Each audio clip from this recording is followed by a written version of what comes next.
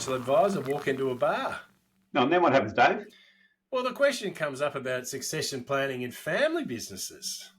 Family businesses, a big family runs a business. Then they think they're going to do some succession planning, and it's all too hard, so they do nothing. That's been my experience. Well, so can yeah. you do, is nothing? Is that the answer? Well, look, for some families, that is the answer. You know, Yeah. bury your head in the sand, and hopefully no one will sort of ask about it, so they'll kind of go away. So, look, I just think, I mean, you can talk about it as a family because you're getting into that second or third generation, but it's definitely one of these issues that is being addressed. But if we look at the traditional model of what family succession planning is that the older generation, when are they getting out so the younger ones can come, you know, up the food chain, sort of. You know, here I am, I'm the young bull, I know what I'm doing. You know, you old blokes, you're no good. You need to step aside and let us run through. So there's been some very interesting research that's come out of the High Net Worth Institute, which is a US-based organisation. A bunch of old, wealthy white blokes sitting around. Well, it's more from a consulting point of view that sits within there. But part of their research and the approach that they're looking at is that their argument is around rethinking, rebalancing, and reinventing what the transition of succession is within family businesses. And a lot of it is driven on the basis that just because someone has hit a certain age, have they gone past their use-by date? Now, part of the rethinking that they talk about is inside an organisation, and especially a family structure, it might be that you set some rules that says, right, Alex, you're at this age and then you get to this particular point, but at say, 60, as an example, we are definitely in that transition period. But you know, even when you're in your 30s, when you're starting in the business, that you can once you get into that level, it might be that at 60 or 65, there's a requirement to step away from a executive role. Now, you may sit on the board and you may be in a non-executive role, but it's very clear that at that age, there's an expectation that you step, which is like some of the partnerships in accountancy and legal firms. The judges all have to step down. All that sort of stuff. But what it does is it starts to people to understand, I need to be developing my own skill set as an individual inside the family to look to do something else at that particular point in time, rather than, I'll just keep going because I own the business or I'm a major shareholder of it and I'll do what I want to do. And so it's starting to get the rebalance component that sits inside an organisation, that we've got some younger and older and we mix it together, but it's almost flipping part of it, and to get people to think about, how do I reinvent myself? So at 65, someone's like, I've never felt so good. You know, kids are off my hands. I feel fantastic. Mentally, I'm in pretty good shape. I've had more time for exercise. I've really enjoyed the business. I don't want to just stop and say, I'm just going to play golf 4 days a week. Like, boring. What else could I do? And at 65, in some family groups, you know, you can turn around and go, how old was grandma? She was 107. And you know, grandpa was still working until he was 85 and was still pretty sharp. So all of a sudden, you can be in a position that you might have a 20-year career after 65, but what does it look like?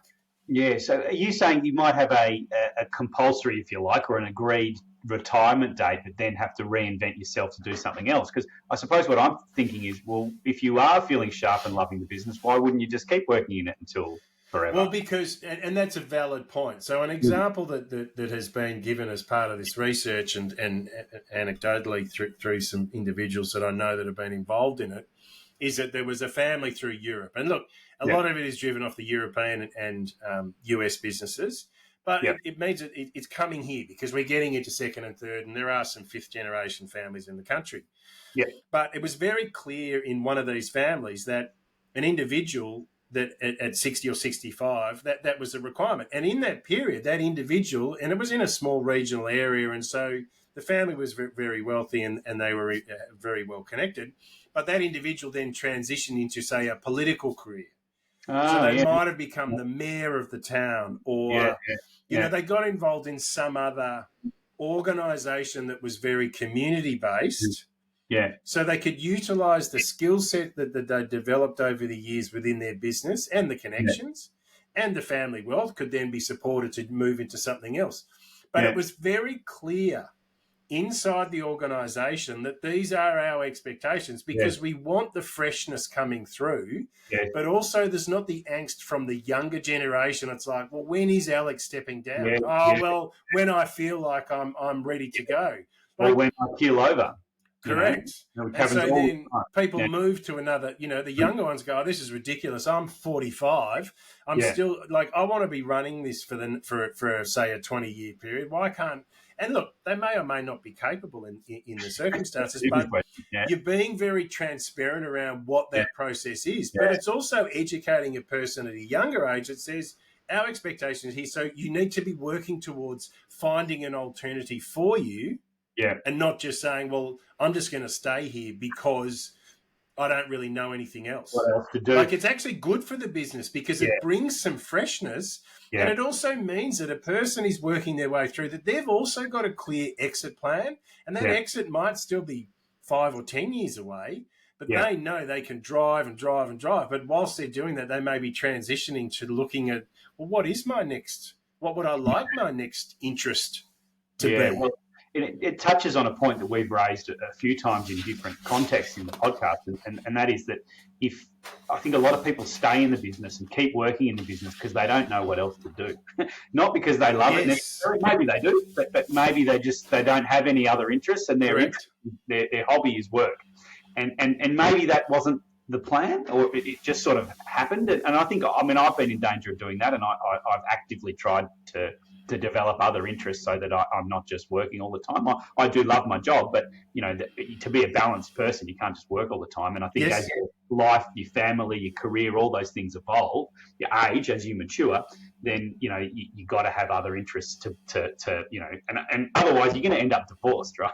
Because you're just not going to be a balanced person. You're going to end up a rubbish dad, Yeah, but also there's this balance for you get into this treadmill, and it becomes all too easy. And people also then, when they turn up inside the organisation and they're the leader, they have a sense of purpose and people know who they are, and there's an element of swagger as they move through either the organisation or the industry, and it's like, well, I want to be seen to be like, why would I want to come off my pedestal?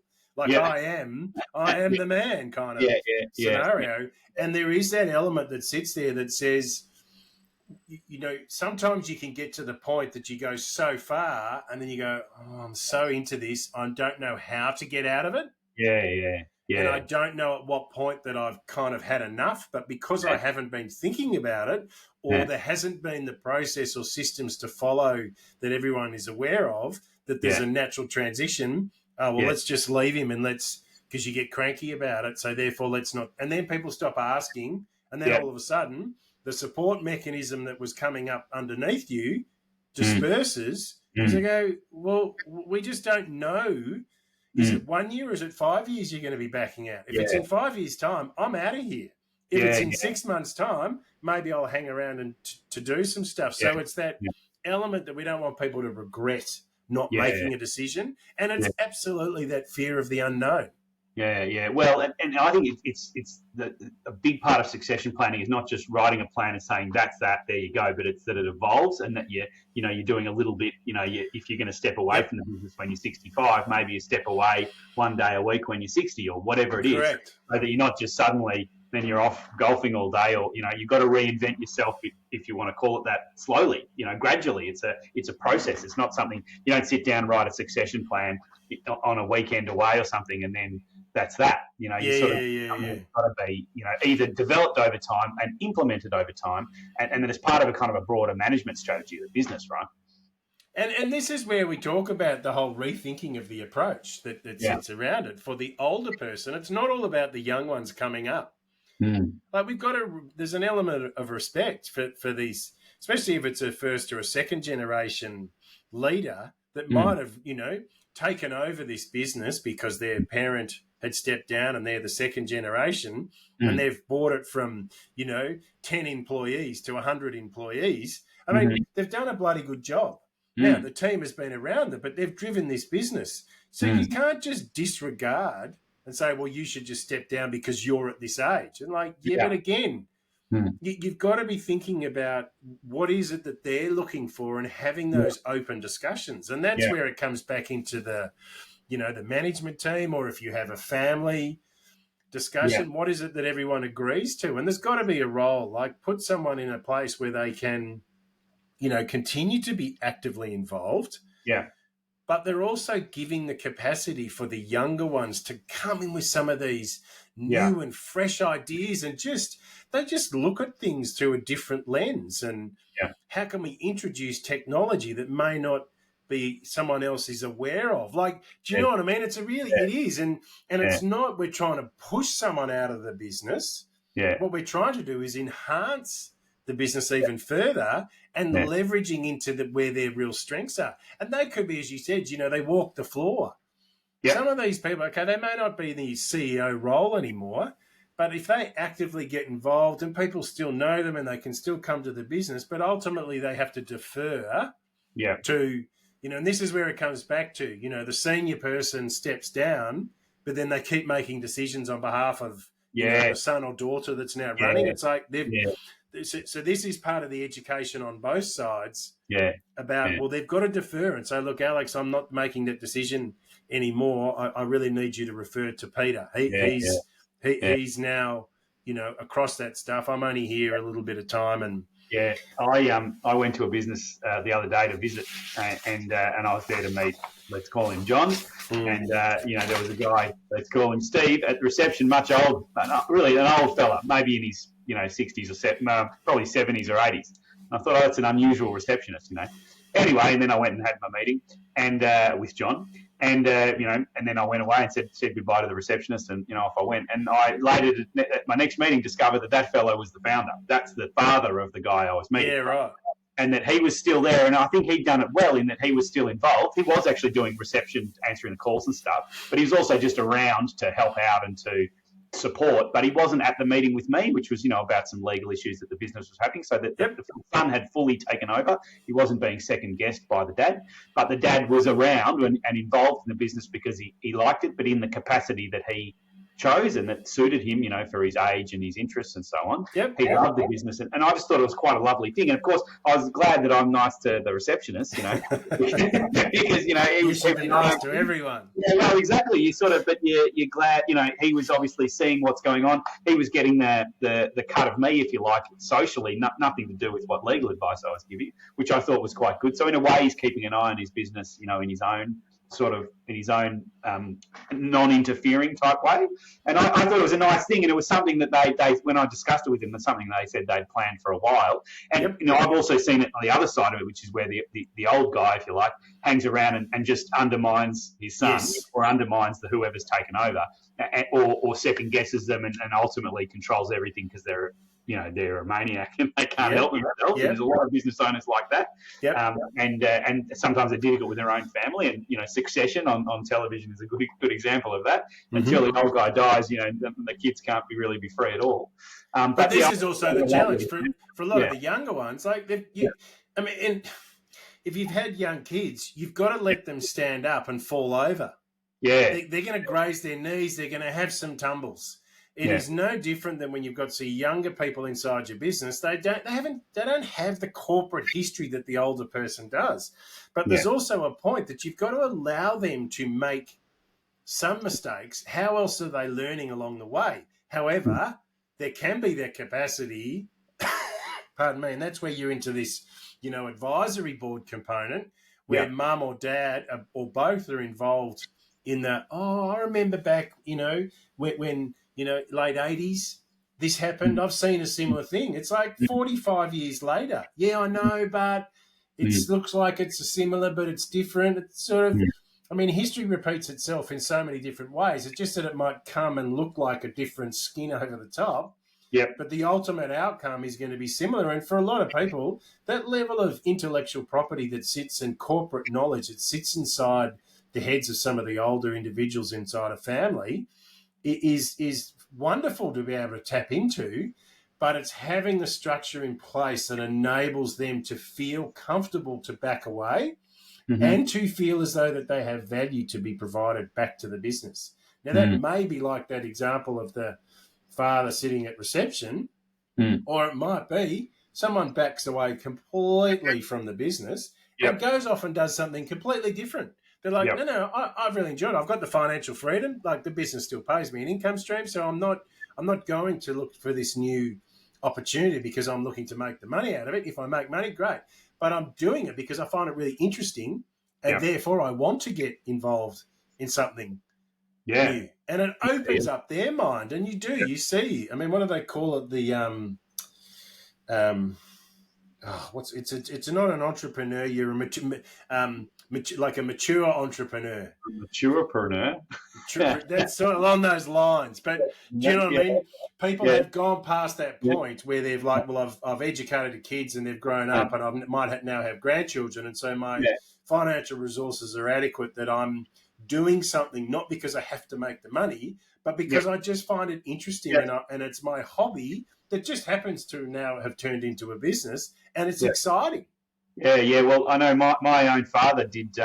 He worked at a large multinational company on the board, and then when he kind of retired, he went and worked at Monash Uni as a lecturer, and he was part time, I think, but he went in every day just because he worked. I don't know, worked from 10 till 3 or something every day, in the office, and he loved it because it was like your working day. I've already started that, yeah, that's right, absolutely.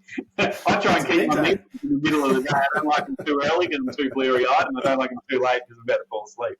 So, but he loved it. He reflected on his own career, and he wrote some papers about what he'd been up to, and, he talked to some academics who had the, academic training but not the practical, and he had the practical, not the academic. He said he was the least qualified lecturer that Monash has ever had, academically, but... Yeah, so I mean, it was quite a nice. I think it was sort of by accident more than by good planning, but it was sort of a nice thing for him to do in his kind of, the last phase of his career, if you like, and then he retired fully. And that's a confidence issue for a lot of people too. Yeah, like no, but I don't want to go and do that because I've sort of. I've done this same sort of organisation or business for 30 years or 40 years or 50 years. I don't want to go off. And what happens if I get it wrong? Okay, well, then, I think that ends up being a confidence issue for some people. And that's why they end up staying for so long in the one spot because, they don't want to do anything different.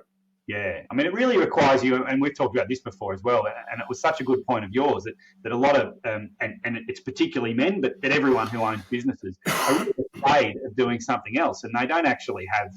Like that, they don't know who they are away from the business, and they don't want to face that issue, and so they just continue on in the business. And I think I'm a bit guilty of that. You sort of go, well, I'm good at this, and this is I've got a bit of status here, and my clients ring me up with problems, and I help them, and it makes me feel valuable. And I kind of go, well, if I wasn't doing that, what would I be doing? Or I don't know, and I don't really want to find out. And so you just chug away, and nothing wrong with working in your business if you love it, but you just chug away, and maybe you end up never going to Europe with your wife, and you have a heart attack early, and that's the end of you. And you haven't planned for your kids, and it's all very bad, and that happens all the time. Correct. So having a bit of a plan and then gradually implementing that plan over time, I think just makes your life richer. And it's part of kind of wealth activism, or part of your financial planning, isn't it? Absolutely. I mean, it is. It's having these open discussions, and just because we talk about it doesn't mean it's going to occur. I mean, we still have these discussions with some people. Go, let's not talk about estate planning because you're being morbid. I'm like, but everyone's going to die. Yeah, we're all going to die. We just don't know when. How prepared we are. So let's have some of these and work out what it is that you want to do. Because I mean, I can't remember who makes the statement.